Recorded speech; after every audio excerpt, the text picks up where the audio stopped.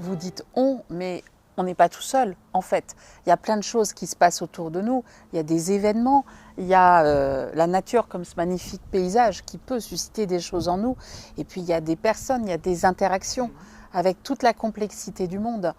L'autre est différent, l'autre va provoquer peut-être des réactions émotionnelles, intellectuelles, physiques, qui vont faire qu'on va faire ce pas de côté.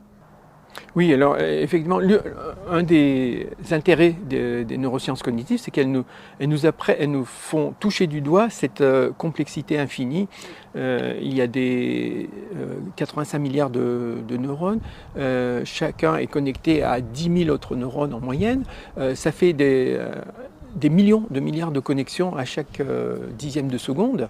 Et donc, on apprend qu'on ne peut pas contrôler cet ensemble. La majeure partie de l'activité du cerveau se fait en dehors de notre conscience.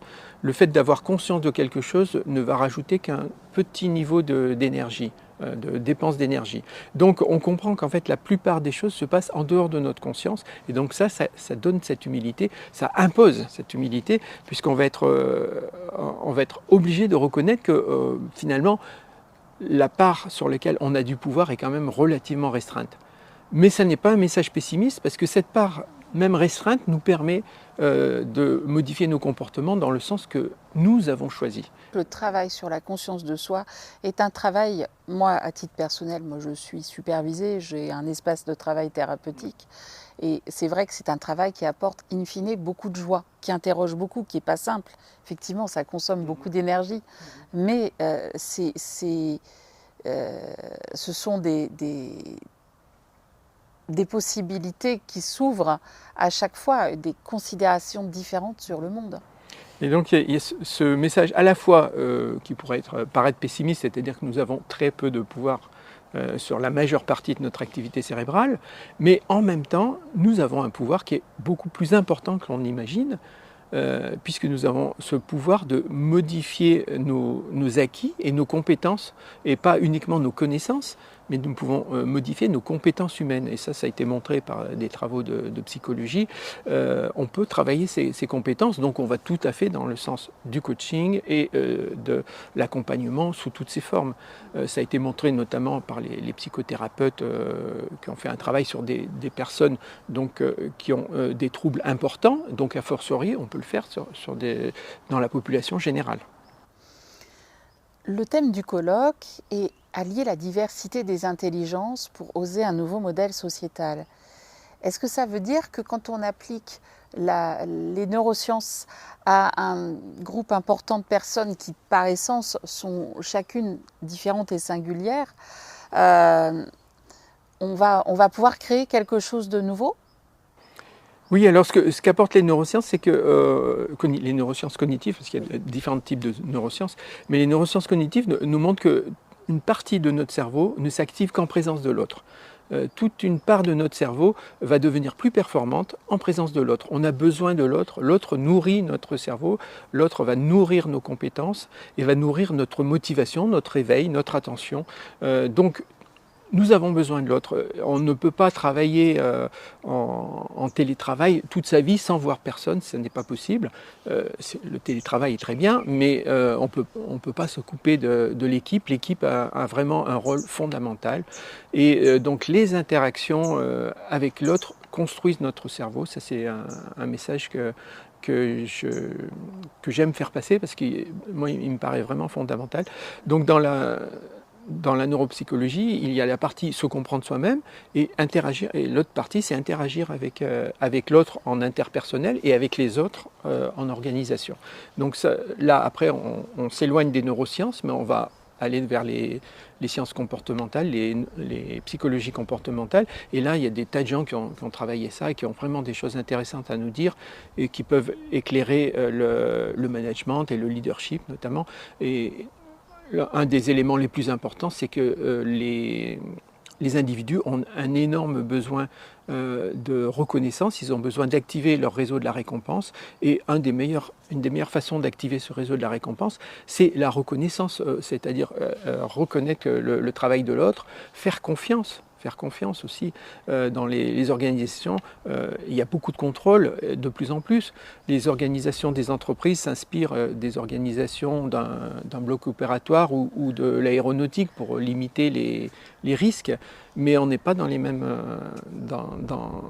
situations. Et ce qui est important dans un bloc opératoire, c'est-à-dire enlever toute improvisation et avoir des process prévus à l'avance, ne fonctionne pas dans une entreprise qui est soumise à des situations extrêmement différentes où il faut avoir de la créativité. Et donc dans ces entreprises où on a besoin de créativité, qu'on travaille seul ou qu'on travaille en équipe, on a besoin de souplesse, on a besoin d'agilité, on a besoin de motiver les autres. Et pour motiver, pour engager, c'est même plus que de la motivation, c'est de l'engagement. Pour engager les autres, on a besoin d'activer ces réseaux de la récompense. Et il y a toute une palette d'outils pour cela. Des outils issus des neurosciences qui peuvent, comme vous dites, permettre d'ajuster le curseur entre gestion du risque et tirer le meilleur de la complexité qui est grandissante. Enfin, je ne sais pas si c'est la complexité qui est grandissante ou plutôt notre conscience de la complexité. C'est une bonne image de dire le curseur entre la sécurité et l'adaptation au changement. Parce qu'effectivement, dans une entreprise, on va avoir tendance plutôt à privilégier la sécurité au niveau de l'organisation.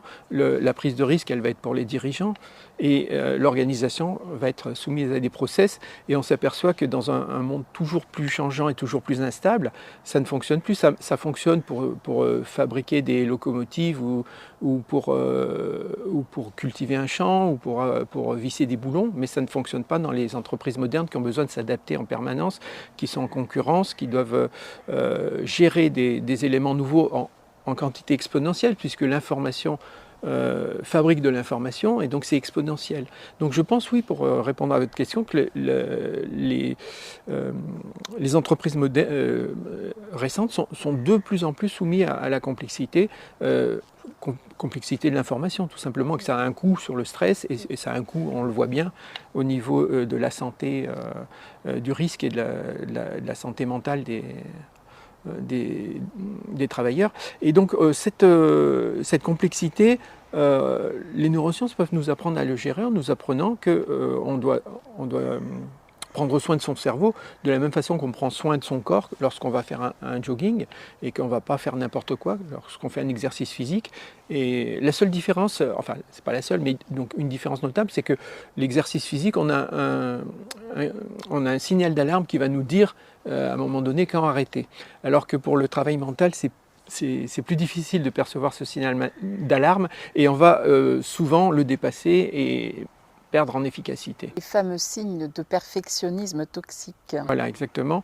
Et puis les signes avant-coureurs d'épuisement mental aussi, hein, la perte de concentration, l'irritabilité, les troubles du sommeil, et tous ces petits signes qui nous indiquent, mais qui sont moins saillants que des signes d'épuisement physique. Quand on est épuisé physiquement, c'est évident. Quand on est épuisé mentalement, c'est un peu plus difficile, il faut apprendre à le repérer aussi. Oui, surtout que le burn-out se nourrit de déni. Donc, oui. La personne, le stress mobilise la personne pour ignorer son propre stress. Et donc le burn-out est une pathologie de la motivation, c'est-à-dire que lorsqu'on est trop motivé, qu'on va dépasser ses limites sans s'en rendre compte. Et donc ça c'est quelque chose qui n'est pas assez connu aussi, c'est-à-dire qu'en fait on a trop envie de bien faire, donc c'est pour ça qu'on va être dans le déni des symptômes. Et donc on est tellement orienté vers le résultat et vers l'objectif, on a tellement envie de réussir qu'on va arriver à l'épuisement. Alors que dans l'exercice physique, la fréquence cardiaque et l'essoufflement vont nous imposer l'arrêt. Dans le travail mental, on n'a pas ce signal d'alarme qui est si important. Encore une fois, c'est une question de conscience de soi et où on place sa conscience de soi. On ne se voit pas, on se met les œillères au bon endroit en fait. Oui, mais c'est l'envie de réussir qui nous met ses œillères sur nos symptômes. Et effectivement, comme vous dites, c'est apprendre à être plus conscient de soi. C'est une compétence et ça s'acquiert et vous avez un rôle important là-dedans. Oui, envie de réussir ou peur de rater. Oui, Ou, oui, aussi, oui. toutes les composantes de l'histoire diverses et variées des uns et des autres.